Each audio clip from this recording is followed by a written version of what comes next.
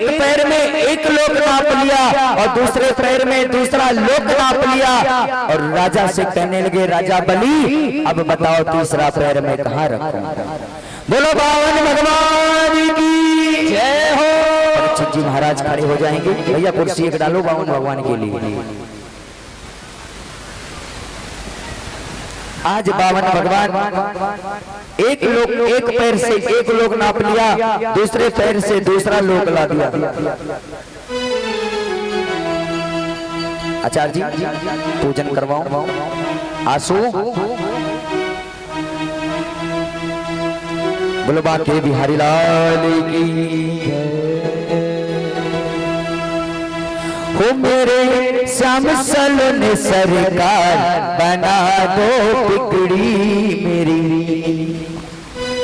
आज राजा बलि भी कहते हैं, ठाकुर जी हमारे द्वार पर आ गए तो हमें अब पीछे नहीं हटना चाहिए, जो हो वो सेवा करनी चाहिए। हो मेरे श्याम सलोने सरकार बना दो बिगड़ी मेरी।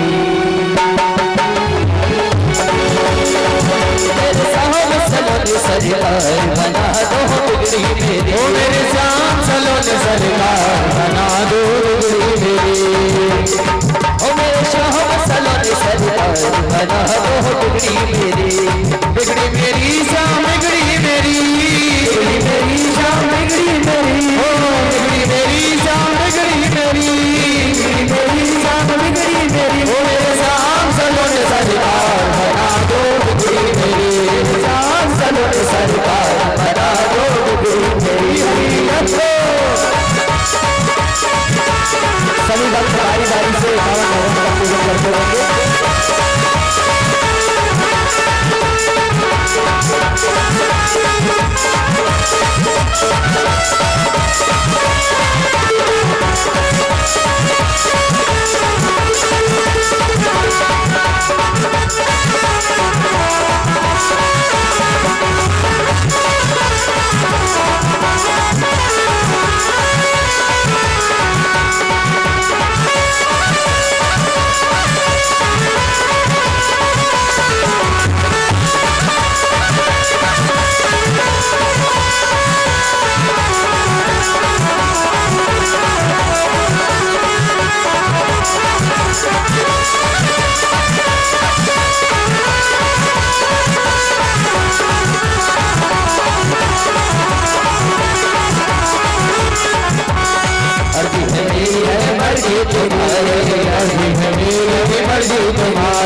वृंदावन के बाके बिहारी।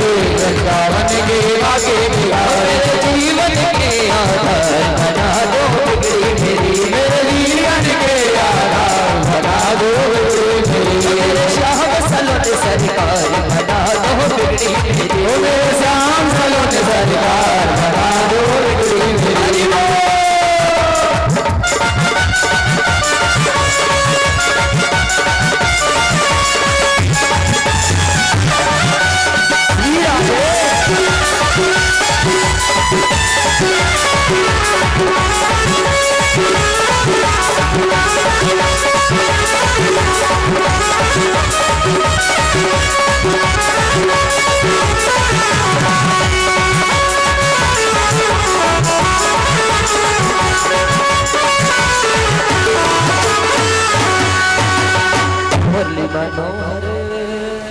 बोलो बाके बिहारी लाल की।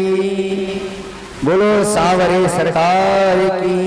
सभी भक्त भगवान बावन का पूजन करेंगे, तिलक करेंगे और अभी कुछ ही क्षणों बाद श्री ठाकुर जी का जन्म होगा, तब आनंद ही आनंद बरसेगा। बस सूर्यवंश में प्रवेश कर रहा हूँ। इसके बाद सूर्यवंश की कथा होने के बाद तुरंत नंद के लाला की कथा का प्रसंग प्रारंभ हो जाएगा। द्वारपाल बना लिया और माता लक्ष्मी घर पे परेशान हो रही है कि मेरे पति कहाँ गए।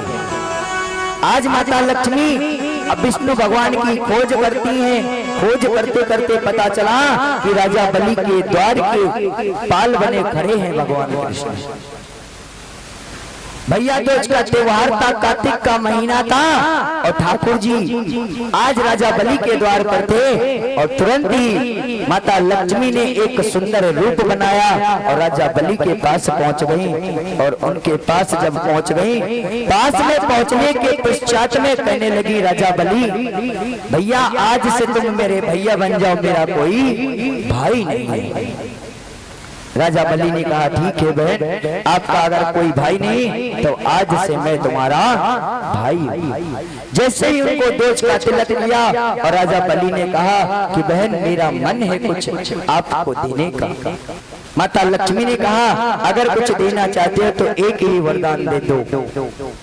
राजा बलि ने कहा बोलो क्या चाहिए आपको वरदान। माता लक्ष्मी ने कहा जो तुम्हारे द्वार पर जो द्वारपाल खड़े हैं इन्हीं को लौटा दो, क्योंकि इनके बगैर स्वर्ग अधूरा लग रहा है। ठाकुर जी ने जैसे ही इस बात को सुना मन ही मन मुस्कुराने लगे और कहने लगे कि आप कौन हो। राजा बलि ने जैसे पूछा माता लक्ष्मी से, ठाकुर जी कहने लगे ये और कोई नहीं राजा बलि, ये मेरी पत्नी है और मैं आज कई दिनों से देवताओं की रक्षा के लिए मैं बामन का अवतार लेकर के आया था। बोलो बांके बिहारी लाल की। इधर एक राजा और हुए जिनका नाम अजामिल था। उन अजामिल महाराज बहुत बड़े प्रतापी थे, लेकिन क्या था अजामिल महाराज बहुत बड़े प्रतापी थे। उन्होंने एक गड़िका के चक्कर में अपना पूरा जीवन बर्बाद कर लिया। कुछ वृंदावन से मथुरा से संत इत्यादि वृंदावन के लिए प्रस्थान कर रहे अजामिल के घर के पास रुके और जाकर के अजामिल रात में पहुंचा। जो उनकी पत्नी थी वो वैश्या थी।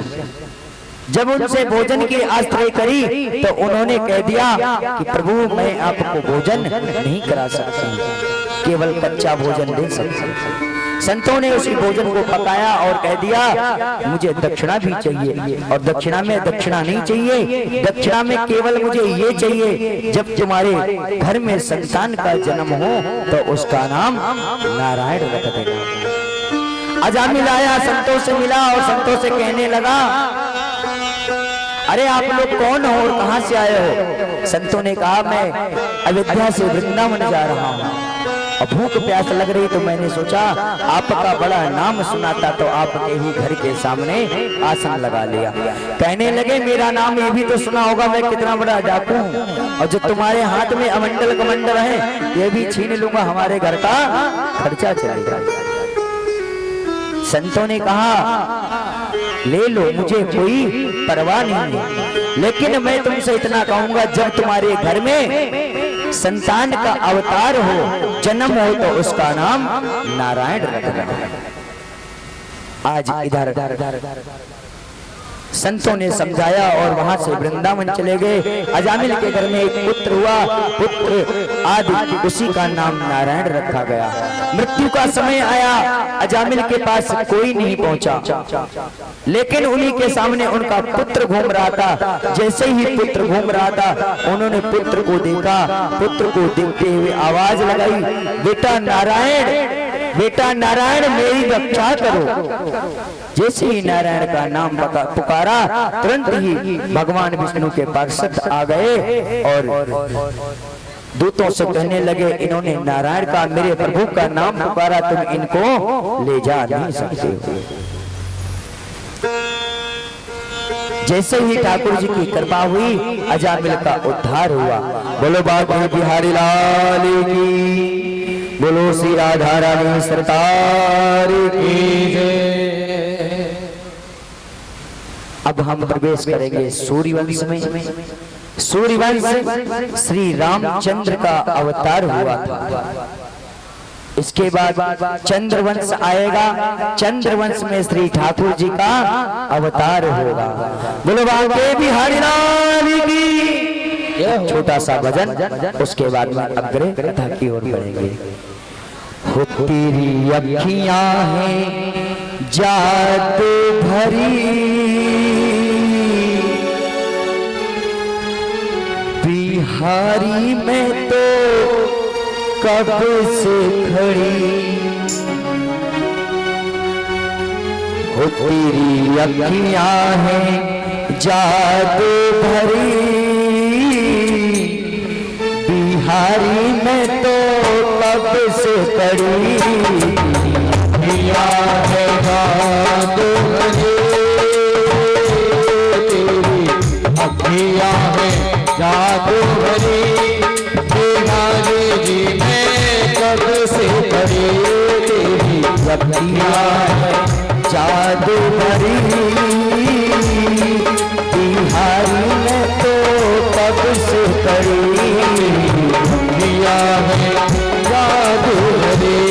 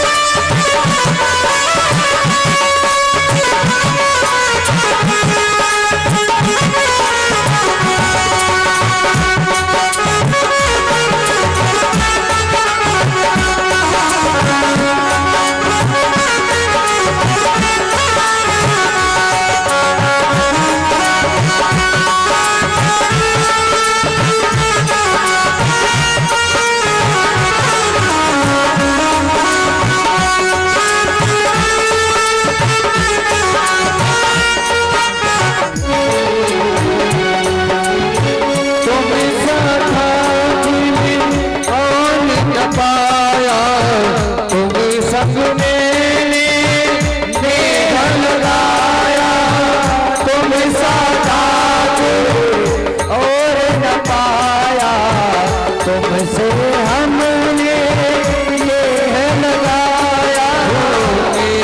लगाया तो तेरी गारी पड़ी, तुम्हें तो तेरी गारी पड़ी, बिहारी में कब से डरी है जादू भरी, बिहारी में कब से डरी।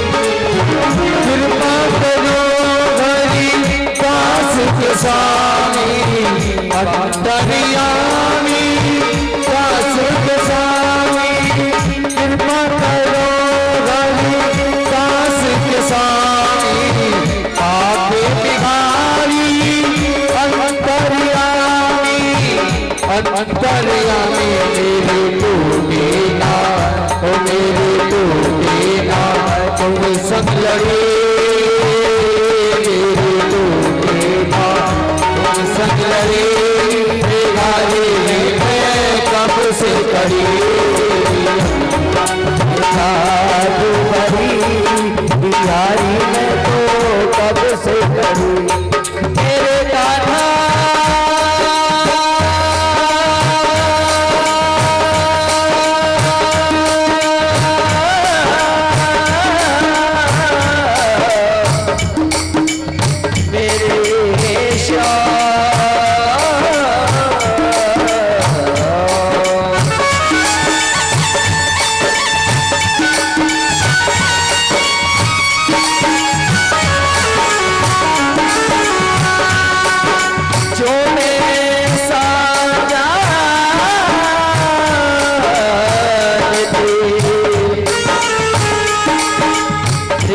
करे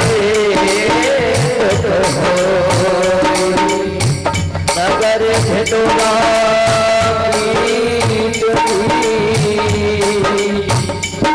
प्रेरणा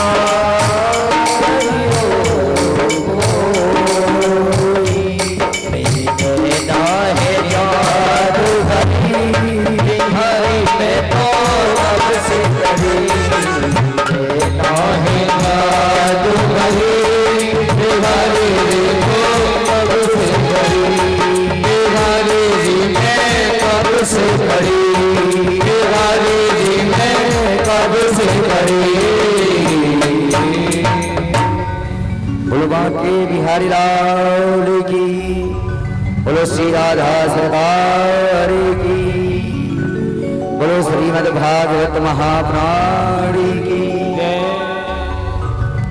बहुत सुंदर प्रसंग है, सूर्यवंश का प्रसंग है। इसी त्रेता युग में श्री राम जी का अवतार हुआ था और इसी त्रेता युग में ही जैसे आप जानते हो 12 महीने और 13 महीने, लेकिन 11 महीने कौन से युग में पड़े थे आपको भी बहुत लोगों को पता नहीं है। किस किस को पता है कि 11 महीने कब पड़े थे? अब जिनको मैंने उस दिन बता दिया था उनको तो पता होगा जो यहाँ पे मौजूद थे। दोबारा सुनो, त्रेता युग में ही 11 महीने पड़े थे। भगवान सूर्य ने प्रतिज्ञा ले ली थी कि जब तक राम का अवतार नहीं होगा मैं संसार में अपना दर्शन नहीं दूंगा। जब तक मैं राम का दर्शन नहीं कर लूंगा तब तक मैं संसार में निकलूंगा। आज इसी वंश में महाराज दशरथ हुए थे, इसी वंश में भगीरथ जी महाराज हुए थे, अम्बरीश महाराज हुए थे, बहुत सारे संत इसमें हुए थे। इसी भगीरथ महाराज गंगा जी को पृथ्वी पर लेकर के आए थे, ब्रह्मा जी इत्यादि, और इसी वंश में 11 महीने पड़े थे, क्योंकि भगवान सूर्य नारायण ने प्रतिज्ञा की थी कि जब तक राम का अवतार नहीं होगा तब तक मैं संसार में नहीं आऊंगा। दशरथ जी महाराज के कोई संतान नहीं थी, दशरथ जी महाराज के कोई संतान नहीं थी। इनके जो कुल गुरु थे वशिष्ठ जी थे। वशिष्ठ जी आकर के दशरथ जी महाराज को मिले। दशरथ जी महाराज जब मिले तब तो कहने लगे, दशरथ जी महाराज शायद मेरे घर पे पितृ दोष था, इसी के कारण मेरे घर में संतान का योग नहीं बना, क्योंकि दशरथ जी महाराज के वंश में पितरों का दोष लगा था। और इन्हीं के वंश में जो भगीरथ जी महाराज हुए थे वो गंगा जी ब्रह्मा जी के कमंडल से निकली थी, बाद में सीधे कैलाश पर्वत पे गई। कैलाश पर्वत पे भगवान शंकर की जटाओं में विराजमान रही। शंकर की जटाओं से पृथ्वी लोक पर आई। जहां जहां भगीरथ जी गए वहीं वहीं माता गंगा गई। इन्हीं के वंश में 100 पुत्रों का इत्यादि उन्हीं का उद्धार हुआ और इनके सूर्य वंश का पितृ दोष समाप्त हुआ। दशरथ जी महाराज ने कामेष्टि पुत्र यज्ञ किया, उसमें से अग्नि देवता चरु लेकर के निकले। आदि तीनों भारतीयों ने चरु को पान कर लिया। आज अवध नगरी बहुत सुंदर सजाई जा रही है। आज दुल्हन की तरह अयोध्या को सजाया गया और क्या हुआ, सारे अवधवासी खुशियां मना रहे हैं क्योंकि आज तो राम का अवतार होगा। सजा दो घर ये गुलशन सा मेरे सरकार आएगी। आज अवध नगरी पूरी सजाई जा रही है। भजन नहीं भूलेंगे क्योंकि टाइम कम है और अभी चंद्रवंश की कथा रह गई है। इधर जैसे ही कामेष्टि पुत्र यज्ञ हुआ उसी में से भगवान यज्ञ देव चरु लेकर के निकले। तीनों भारतीयों को आज चरु का प्रसाद दिया गया। इन्हीं के वहां भगवान राम का अवतार होगा। और तुलसीदास जी महाराज कहते हैं